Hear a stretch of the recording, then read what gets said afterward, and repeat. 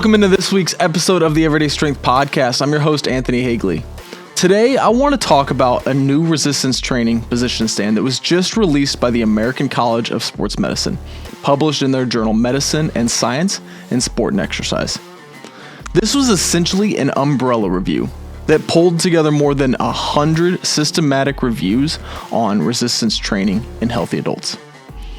Now, the last major ACSM position stand on resistance training came out back in 2009, and since then, the literature in this area has absolutely exploded. We've had years of debate around the right load, the correct volume, frequency, training to failure, tempo, machines versus free weights, different periodization models, exercise order, and just about every other training variable that you can imagine. And so what this new paper essentially does is step back and ask a very simple question. And that is that now that we have a much larger body of evidence, what can we actually say with confidence about resistance training prescription? And that matters because a lot of training conversations today are still centered around isolated studies, clips that we see on social media, strong opinions from people who are very attached to one method. But when you zoom out far enough, the picture starts to become simpler. And that's really what happens here. Now, what struck me as I read through this was that at a broad level, it points right back to the fundamentals. The things that have worked in the weight room for a long time still work. That's heavy lifting to build strength, sufficient training volume to build muscle, moving weights with speed to develop power, and progressive overload still matters. Now, as a coach, I actually find this reassuring because whenever I'm sitting down to write a program, that's the foundation that I'm usually working with. I'm thinking about consistency. I'm thinking about appropriate frequency. I'm thinking about getting enough weekly work to be able to drive adaptation. And I'm thinking about the movement quality, full ranges of motion when they make sense, and placing the most important work where people can perform it well. Now, this position stand doesn't make me want to throw any of that away. If anything, it helps to explain why these approaches continue to work. And while this episode is absolutely relevant for my usual audience, the people who train regularly, who care about their performance and are already fairly active, the message here is bigger than that. One of the clearest points in the paper is that resistance training is not just a performance tool. It's really a foundational tool for human function. It improves your strength, hypertrophy, power, muscular endurance, and multiple measures of physical capacity. And yet most adults still are not doing it consistently. So in today's episode, I want to walk through some of the highlights of this new ACSM position stand and discuss where it lines up with what many coaches have been doing for years, where it helps to clean up some of the noise, and what it means for how I think about resistance training and how it should actually be programmed in the real world. Now, before we get into the findings, it's worth understanding what kind of a paper this actually is, because that's part of why it's so fascinating and useful. This was not one small study, and it was not just a narrative review where a few experts, give their thoughts. This was an overview of reviews, essentially an umbrella review, where the authors pulled together systematic reviews and meta-analysis on resistance training in healthy adults. Now, in total, they synthesized 137 systematic reviews, representing more than 30,000 participants with training interventions that lasted at least 6 weeks. Now, that breadth matters because one study can be noisy. One study can involve a very specific population. One study can be interesting but still not tell you much about how to write programs and coach people over time. But when we start to stack systematic reviews on top of systematic reviews, then the broader patterns become much easier to see. And that's what makes this paper so useful. It helps to separate the big rocks from the smaller details. And it helps to distinguish the variables that consistently move outcomes from the ones that people love to obsess over, but that may not nearly matter as much. This also looked at more than just the things that people typically associate with lifting weights. The paper examined common resistance training adaptations like strength, hypertrophy, and power. But it also looked at things like muscular endurance, contraction velocity, gait speed, balance, chair stand performance, and other markers of physical function. Now, the broader lens matters here because the resistance training is not just about looking better or lifting more. It's about improving your body's ability to produce force and to be able to function well. So before we get lost in the details, here's the biggest headline from the paper, and that is that resistance training works. And it works across a wide range of outcomes. Compared with doing nothing at all, resistance training improves your strength, muscle size, power, muscular endurance, contraction velocity, and several other measures of physical function like gait speed, balance, chair stand performance, and timed up and go. Now that may sound obvious, but this is where the scale of the evidence matters. We're not talking about one camp saying that resistance training is good and another camp disagreeing. We are talking about a large body of literature pointing in the same general direction. The resistance training improves the physical capacity of the human body in a broad and meaningful way. The paper also highlights something that is important for both coaches and the general public, and that is that resistance training does not have to just look one way to be effective. Traditional resistance training works. Circuit-based resistance training works. Even elastic bands can work. Like home-based resistance training can work. And that's a point that I really like because as a coach, I care about effectiveness, but I also care about practicality.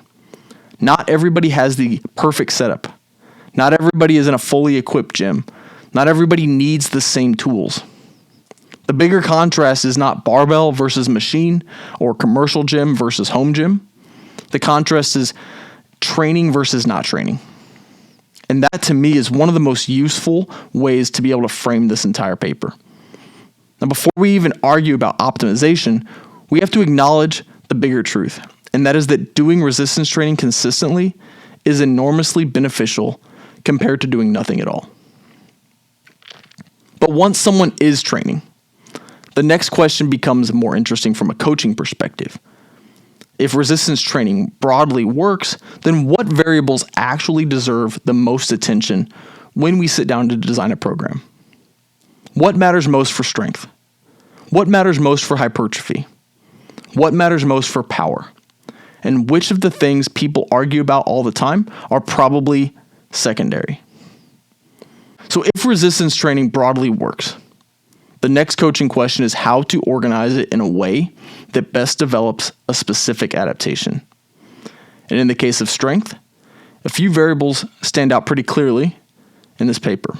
So the first is frequency. Across the literature, performing resistance training at least twice per week consistently produces meaningful improvements in strength. That doesn't mean twice per week is the only way to train, but it reinforces the idea that strength responds well to repeated exposure to resistance across a week rather than a single large dose. As a coach, this is one of the reasons that I almost always want people training a movement pattern multiple times per week. It doesn't have to be the exact same lift every session, but the body tends to get stronger when it practices producing that type of force regularly. Load also shows a very clear relationship with maximal strength. So heavier loads tend to produce greater improvements in max strength, especially when training happens somewhere around 80% of 1 RM or higher. That finding probably won't surprise anyone who has spent any time around strength training, right? If the goal is to increase maximal force production, then the nervous system has to learn how to recruit muscle fibers and coordinate the movement under that heavy resistance. You can certainly build muscle and general strength with lighter loads, but when we are specifically chasing maximal strength, then heavier loading tends to be part of the bigger picture. Range of motion also shows up as an important variable. So training through a full range of motion generally produced greater strength improvements compared to partial ranges. And that lines up with something that I care a lot about whenever I coach. I want people controlling the full movement that they're capable of. That doesn't mean partial movements never have a place, but as a foundation, strength tends to develop best when the joints move through the ranges that they're actually meant to use. And then we've got volume. Volume matters. Multiple sets generally produced greater strength improvements than single set training. The stand notes that performing around 2 to 3 sets per exercise can be sufficient to drive strength gains in many cases, although more volume can certainly be used depending on the athlete and the training phase. And there was also a practical finding around exercise order. So strength improvements tended to be greater when primary movements were performed earlier in a training session rather than later. Again, this is exactly how most good programs are structured. The lifts that require the most force, the most coordination, and the most attention usually happen first when people are fresh and are capable of producing their best effort. When you step back and you look at these findings together, what stands out to me is that none of them radically change how experienced coaches already program strength training. If anything, they explain why the basic structure used in weight rooms for decades still works.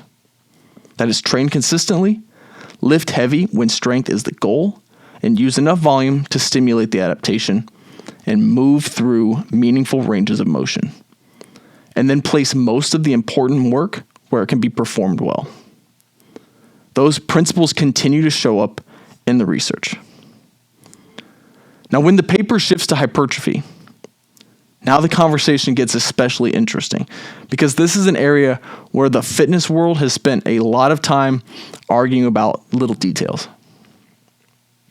If you've followed strength training content online, you've probably seen the debates that heavy weights versus lighter weights, right? High reps versus low reps, training to failure, time under tension, special hypertrophy techniques like drop sets, slow eccentrics, blood flow restriction, and so on. There's no shortage of opinions when it comes to this. But when the authors looked at that across the entire body of evidence, one variable emerged very clearly as the primary driver of muscle growth, and that is training volume.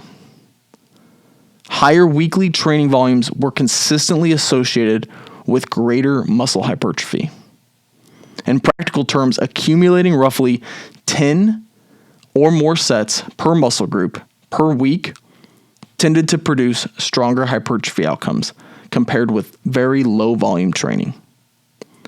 Now, that does not mean that fewer sets won't work, especially for beginners, and relatively small amounts of training can produce noticeable muscle growth. But when the goal becomes maximizing hypertrophy, and increasing total weekly work appears to be one of the most reliable strategies. This is something that I constantly think about when I'm writing programs. When someone tells me that they want to build muscle, the first question I ask is not what fancy hypertrophy technique we should use. It's whether enough meaningful work is actually accumulating for that muscle to grow across the week. And interestingly, many of the variables people obsess over did not show consistent effects across the research. So load, for example, did not appear to strongly influence hypertrophy when effort was high. Muscle growth occurred across a wide range of intensities, from relatively light loads, around 30% of 1 RM, all the way up to very heavy loads, as long as the sets were performed with sufficient effort. Training frequency also did not show strong independent effects when total weekly volume was matched. So in other words, distributing the same amount of work across 2 sessions or 3 sessions tended to produce similar hypertrophy outcomes. Even some of the techniques that get a lot of attention in hypertrophy discussions showed surprisingly little consistent influence. Training to absolute failure did not reliably outperform stopping slightly short of failure. Differences in repetition tempo or time under tension did not consistently change hypertrophy outcomes. Blood flow restriction did not consistently outperform traditional resistance training. Now, that does not mean that those tools are useless. They can absolutely be used strategically in certain situations. But when we zoom out across the research, Hypertrophy appears to be driven primarily by the accumulation of sufficient mechanical tension across enough total work. In simpler terms, muscles grow when they are challenged repeatedly with enough effort and enough volume over time.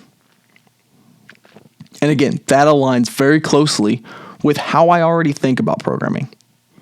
If hypertrophy is the goal, the conversation is usually about gradually increasing weekly work, managing fatigue so that people can keep training hard, and making sure that the target muscles are actually being trained consistently. The exact rep range is rarely the limiting factor. The tempo is rarely the limiting factor. The perfect hypertrophy technique is almost never the limiting factor. The amount of meaningful work done over time usually is. Now, when the discussion shifts to power, the picture changes slightly, because power is not just about producing force. Power is about producing force quickly. Power is essentially strength expressed quickly. And that means that the training stimulus that develops power has to reflect the relationship. If someone only lifts heavy weights slowly all the time, they may become very strong, but their ability to express that force rapidly can still be limited. And that's why power development usually requires movements that emphasize speed and intent. Across the reviews included in this paper, improvements in power were mostly consistently associated with moderate loads moved with high velocity. The research points towards loads somewhere in the range of roughly 30 to 70% of 1 RM as being particularly effective for developing power. That loading range allows athletes to move the weight fast enough to generate high power outputs while still providing enough load to stimulate force production. The authors here also note that training methods that emphasize explosive intent tend to produce greater improvements in power. So things like Olympic lifts, ballistic movements, and exercises that are performed with maximal concentric speed were consistently associated with improvements in power development. And this is something that often gets overlooked outside of athletic training environments.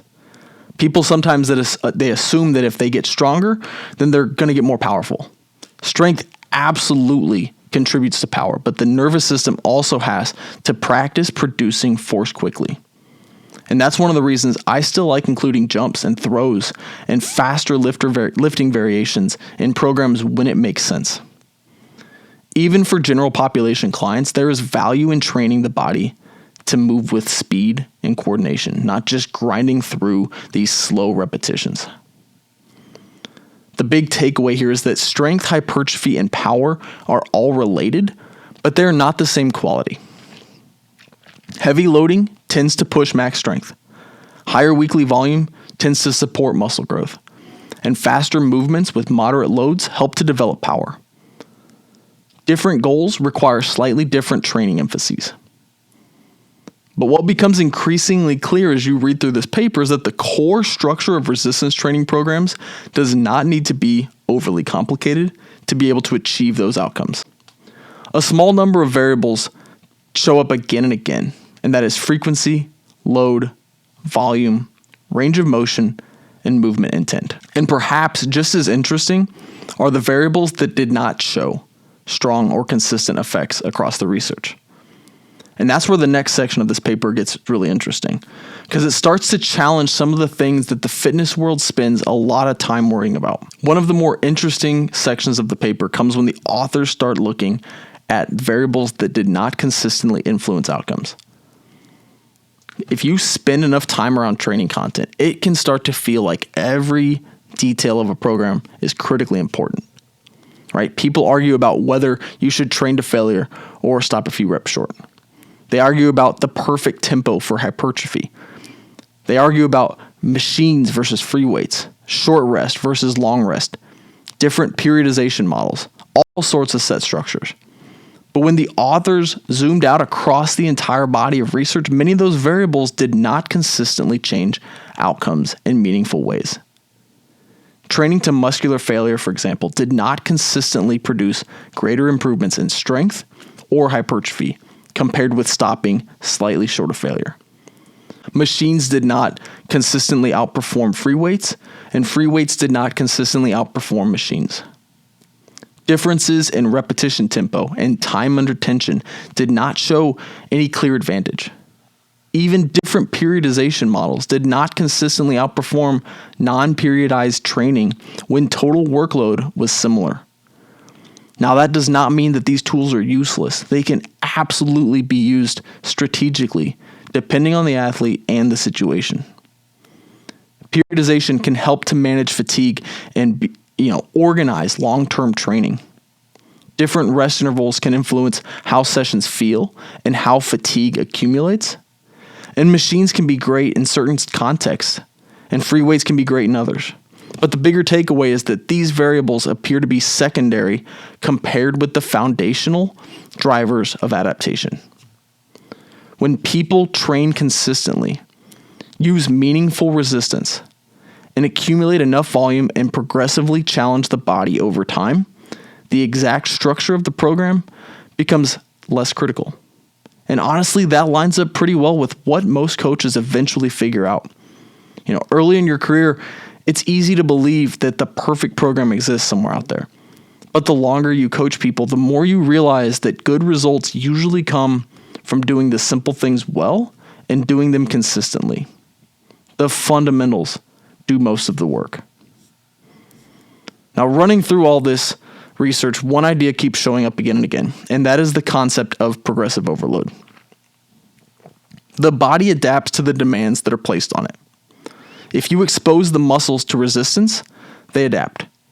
But over time, that stimulus has to grow in some way if the adaptations are going to continue. That progression might come from lifting heavier loads. It might come from performing more sets or more repetitions. It might come from increasing training frequency or selecting more demanding exercises. But in one form or another, the challenge has to increase. And this is where I think people sometimes misunderstand what good programming actually looks like. Programming is not about constantly inventing new exercises or finding the most creative training system.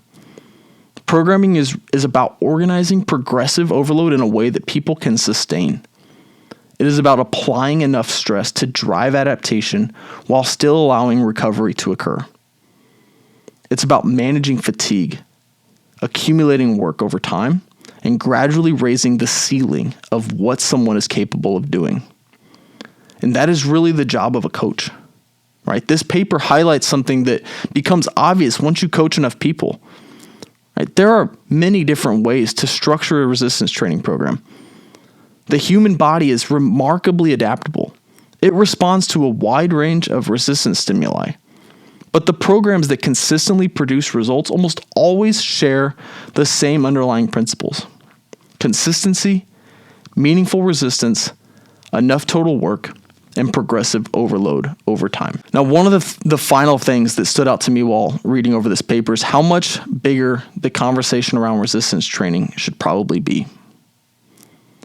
Because despite the enormous body of evidence supporting resistance training, participation rates are still surprisingly low.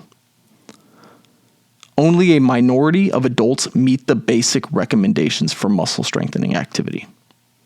A large portion of the population essentially does none.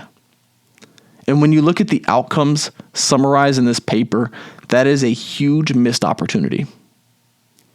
Resistance training improves strength, muscle mass, power, muscular endurance, balance, gait speed, and several measures of physical function.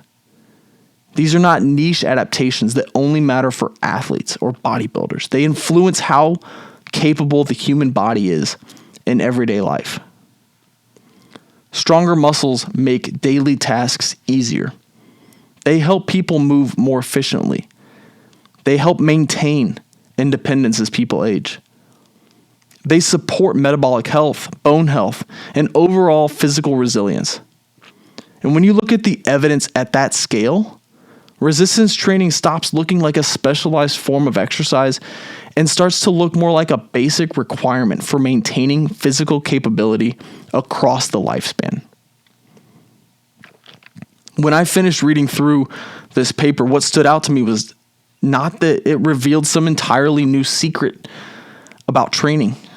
In many ways, the opposite is true. When you look at these hundreds of studies and tens of thousands of participants, the fundamentals become very clear that strength improves when people train with meaningful resistance and sufficient frequency.